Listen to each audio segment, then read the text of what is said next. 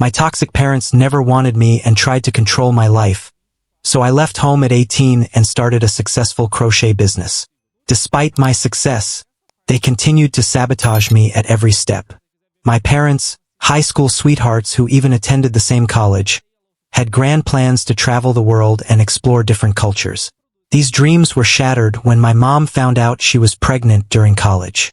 They wanted to terminate the pregnancy, but their parents didn't allow it. Eventually, my mom had to leave college and live with her parents because she couldn't handle the judgment from others. This is how I was born. My mother hated me, but my grandparents adored me. For a long time, I thought my mom was my sister and my grandparents were my parents because she ignored me or yelled at me whenever I sought her attention. I didn't even know my father existed since he never visited. During this time, my parents continued to date. I understand they didn't want a child, but as a kid, I couldn't fathom their hatred towards me. However, my maternal and paternal grandparents cared for me and treated me well. When my dad graduated from college, I was already walking and talking a bit. I think he started feeling guilty for not being part of my life, so he began visiting me every weekend. I thought he was just a friend of my grandparents. My mother hated seeing my dad spend time with me and always told him to ignore me, but my grandparents encouraged him to get to know me. That's how I discovered who my real father was. When he got a job, he proposed to my mom, and they moved in together.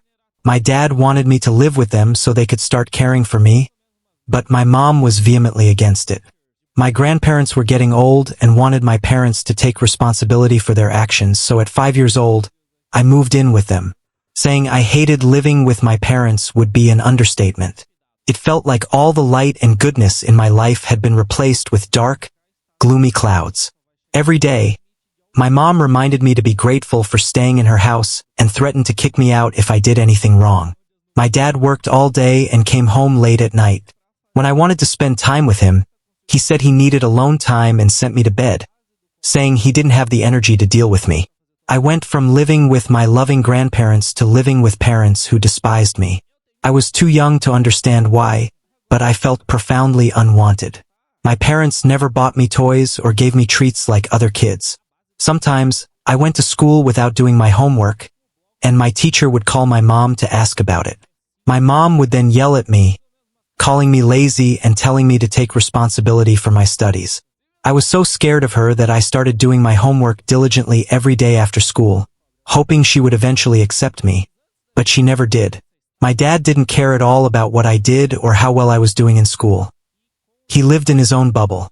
As I grew older, I slowly began to understand how different my parents were from other kids' parents. I saw other parents drop their kids off at school, hug them, kiss them, and smile at them. I never experienced any of that.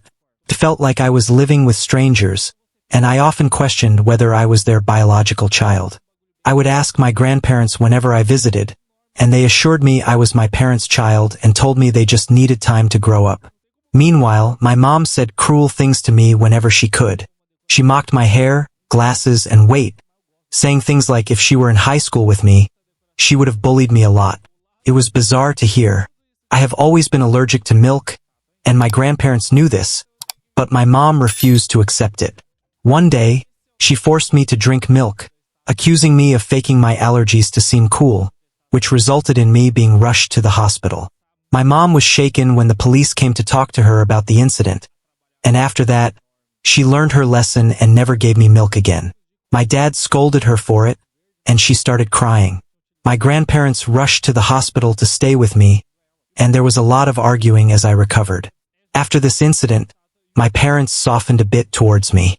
My mom began waking me up for school and helping me get ready, and my dad spent time with me at night and tucked me in.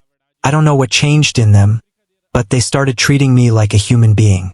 It was strange to see my mom asking about school or my dad inviting me to watch football with him. That's how I began to know my parents better. I think I was born with a lot of empathy because I held no grudges against my parents. The three of us would go to the beach sometimes on weekends, which remains one of my favorite memories. I was no longer jealous of my classmates because my parents started treating me with love. When I turned 15, I discovered a talent for crochet, which my maternal grandmother had started teaching me. My grandfather had already passed away by then, and my grandma sometimes crocheted and sold her beautiful handmade creations at the local craft fair every year to earn a few extra bucks. I was fascinated by the intricate patterns and vibrant colors she used, and absorbed every detail of her craftsmanship. As I spent more time honing my crochet skills under her guidance, a deep passion for creating unique and personalized items began to blossom within me. One day, inspired by my grandmother's entrepreneurial spirit, I decided to try selling my own crochet creations. With her encouragement, I set up a small stall at the same local craft fair where she showcased her work. The response was overwhelming, and I quickly realized that my passion could also be a source of income. Word spread about my talent, and soon I was receiving custom orders from classmates, friends, and even community members. Each piece I created told a story, and customers were drawn to the idea of owning something handmade and unique. As my small business grew, so did my skills and creativity. I started experimenting with different textures, colors, and yarn patterns, pushing the boundaries of traditional crochet. My creations evolved from simple scarves and blankets to intricate clothing items and home decor pieces. The positive feedback and repeat customers fueled my determination to further improve my craft. When I started earning significant money, my grandmother suggested opening a savings account for college. When I told my parents about it, they were shocked to hear how much I had made. They thought it was just a silly hobby, but when they realized I was making good money for someone my age, they vehemently refused. My dad threatened to burn all my pieces and said he wasn't working hard to pay for my education for me to waste time on stupid things. My mom told me I was forbidden from going to my grandmother's house. They demanded I give them the money I had earned, but when I told them it was all with my grandma, they called her and started yelling at her. When my grandma realized they were trying to steal from me, she refused to give them anything, despite their shouting about deserving every penny. That's when I realized my parents hadn't changed over the years. They were still selfish and mean. I couldn't just give up my passion for crochet or lose the opportunity to make money from this successful side business that could help me with college. Seeing how my parents were acting, there was a good chance they wouldn't even send me to college, so I needed to take control of my life and work towards my future. I had to devise a plan to visit my grandmother's house every weekend to work on my designs. I started lying to my parents, saying I was spending time and sleeping over at my best friend's house, who was aware of my situation and supported me.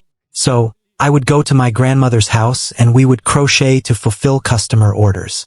While my grandmother played a crucial role in building my business, I also utilized different online platforms to reach a broader audience. Social media became a powerful tool for showcasing my work and connecting with other crafters.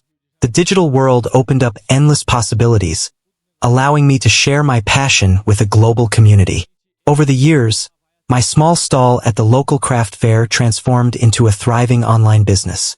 My grandmother helped me open a bank account with her as a co-owner. I trusted her implicitly, and thanks to her, I could save all the money I earned for college. My grandmother believed in me when my own parents just wanted to take my money for themselves. One time, my mom snooped through my phone without my knowledge and discovered my online business and how I was still operating it behind their backs. This led to a huge argument, with my parents yelling at me and my grandmother. They demanded I withdraw all the money I had earned and give it to them since they had raised and cared for me my entire life. I was on the verge of tears, trying to make them understand that the money was for college and that I wasn't hurting anyone. My dad shouted that I had gone behind their backs and that they couldn't trust me anymore. My mom demanded I delete my Instagram page and stood beside me to ensure I did it. Cleverly, I deactivated my account so I could reactivate it later when I was free from my parents. They then imposed strict restrictions on my phone from 9 a.m. to 4 p.m. and from midnight to 8 a.m. They also started tracking my location and monitoring my internet history, with notifications triggered if I searched for anything deemed inappropriate, even innocuous things like buying underwear. I was allowed to go out with friends only twice a week but had to return home directly, or they would call me and my friends multiple times. Occasionally, I could spend a few hours at my grandmother's after school, but they forbade me from crocheting with her, threatening to take away my phone and internet access if I did. There were days I wanted to run away, but I was still 17 and had no way out. I asked my parents to let me have a part-time job at the local cafe, which they allowed but said I had to give them 30% of my earnings. I agreed without arguing. I would give them 30% of my weekly earnings, and the remaining 70% I would give to my grandmother to deposit in my bank account. My parents continued to make my life difficult, regularly invading my room at odd hours to check my things, read my messages and emails, and monitor my location. If I didn't listen to them or follow their rules, they would forbid me from going out or force me to give them more money that week. Despite what my parents were putting me through, I focused on studying hard and getting good grades. I knew I needed to get into a good college to escape this life, so I put in my best effort. The night before I turned 18, I packed everything I had bought for myself and left behind other things like my clothes and phone in the room. I made sure my phone was clean so they wouldn't discover anything about me. I knew my parents wouldn't let me take anything they had bought for me, so I didn't take anything from them. The plan was already in place. My grandmother came to pick me up early in the morning so I could finally live with her. My parents were shocked to see me leaving and started arguing with my grandmother, threatening to call the police. I told them to go ahead because I was now 18 and could do whatever I wanted. My parents then tried to blackmail me, saying they would tell everyone how ungrateful I was and that everyone would reject me for leaving my parents, but I didn't care. They even threatened not to help me with college, but I just smiled because I had saved enough and was even applying for a scholarship. Finally free from their control, I was able to focus entirely on my crochet business, which continued to flourish. I expanded my online presence, reaching more customers and creating more intricate and diverse designs. With my grandmother's unwavering support, I saved enough money to support my college education and build a future on my own terms. Despite everything, I never harbored resentment towards my parents. I just focused on my passion and the love and support from my grandmother. I no longer needed their help. As I left home, I felt a mix of fear, relief, and determination. Little did I know my journey was about to take an unexpected turn. The first weeks at my grandmother's house were like a breath of fresh air. The strict restrictions were lifted, and I could finally breathe without constant monitoring. The first thing I did was buy a new phone and get a new number. Then, I went to the bank with my grandmother and brought all my relevant documents to convert my account from a minor's account to an individual one. I was so happy to finally have my own card, an account where I didn't need anyone's permission. I also reactivated my Instagram account to resume my crochet business. My grandmother was very supportive and even offered me a small space in her house to set up an improvised studio so I could get back to crocheting. Just a week after leaving my parents' house, I found out from relatives and old neighbors that my parents had thrown a party where they were finally celebrating their independence. Apparently, they were extremely happy to start their new life without the burden of having me around and were telling people how they could finally live child-free. They had invited other childless friends and posted several pictures of themselves laughing and drinking all night without a care in the world. Initially, the news of my own parents celebrating my absence just a week after I left, flaunting their newfound freedom, felt like a cruel twist of fate.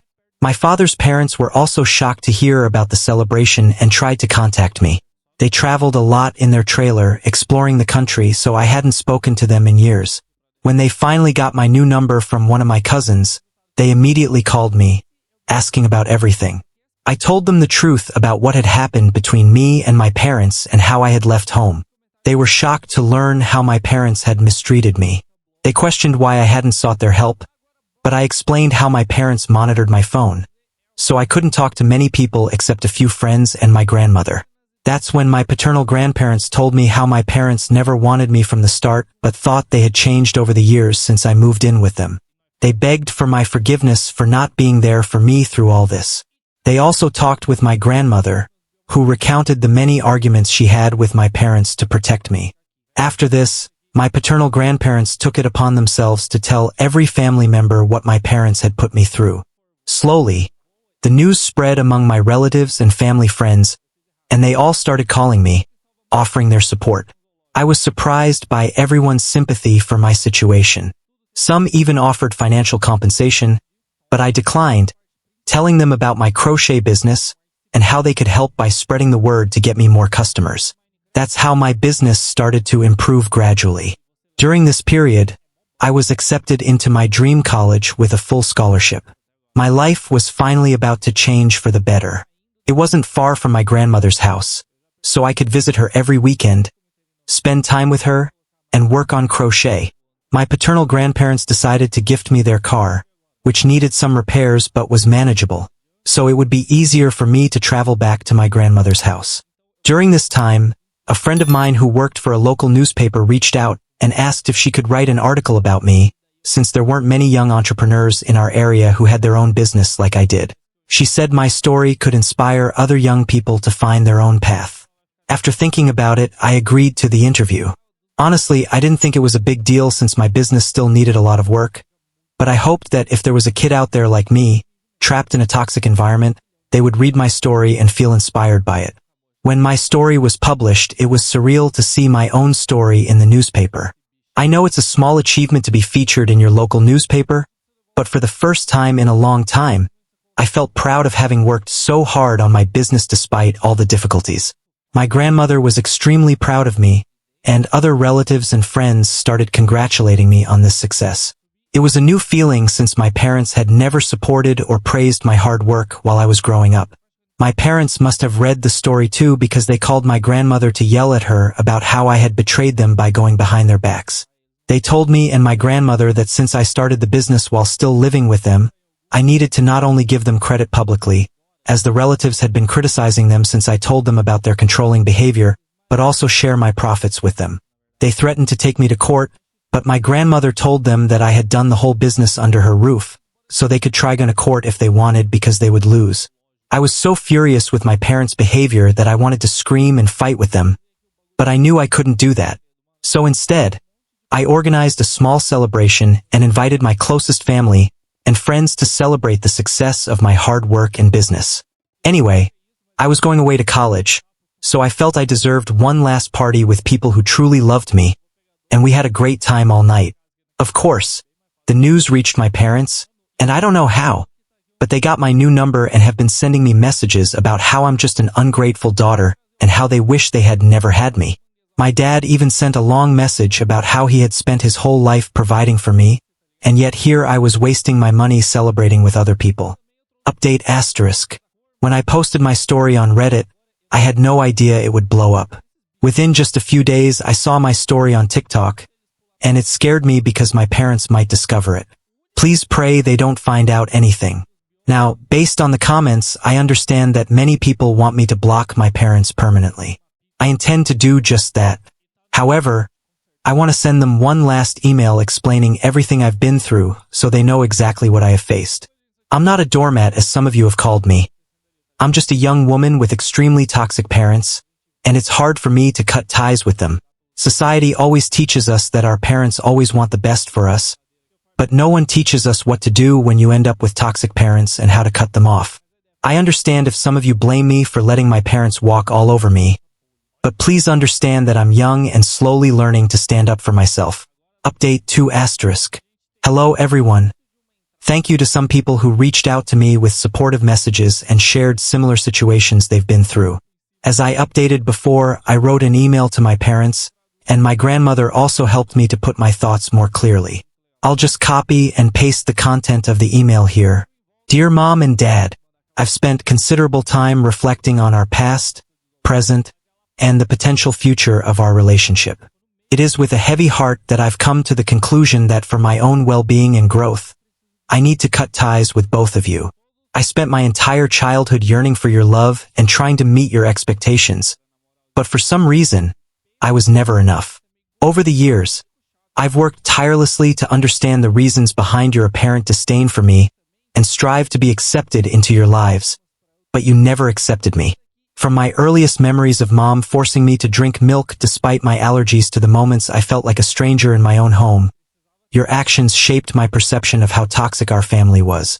Even so, I continued hoping for a change, for a connection that never came. Sadly, when I found solace and purpose in crocheting thanks to Grandma's guidance, I thought it might bring us closer. But as I built my business, your attempts to undermine and control me only solidified my decision to free myself from this toxic environment. Your insistence on claiming a share of my hard-earned money, threatening legal action, and trying to control my celebrations only highlight how toxic you are for me. I want you to understand that this decision is not an act of revenge or an expression of anger. It's an act of self-preservation, a step towards building a life free from toxicity and full of the love and support every child deserves. I hold no grudges against either of you, but I need to prioritize my mental and emotional well-being. I thank you both for inadvertently encouraging me to become independent by underestimating the potential within me, and I wish you both the best in your future endeavors. I hope you both finally find happiness without me. I kindly request that you respect my decision and do not contact me any further. Let's part ways amicably. I won't lie. I had tears while writing this email to my parents. I know I need to be strong and remember all the bad things they did to me, but it's so hard to cut ties with your parents. As children, we are conditioned to love them, and it's hard to break away from that mindset. After sending the email, I blocked them everywhere. In a few days, I'll be heading to college, so I'm a bit nervous. My grandmother and my father's parents will help me move into the new dormitory. I'm excited to meet new people and make new friends. For everyone asking, my crochet business is doing well, and I won't give it up despite college. I love creating unique designs. It's my passion, so I'll work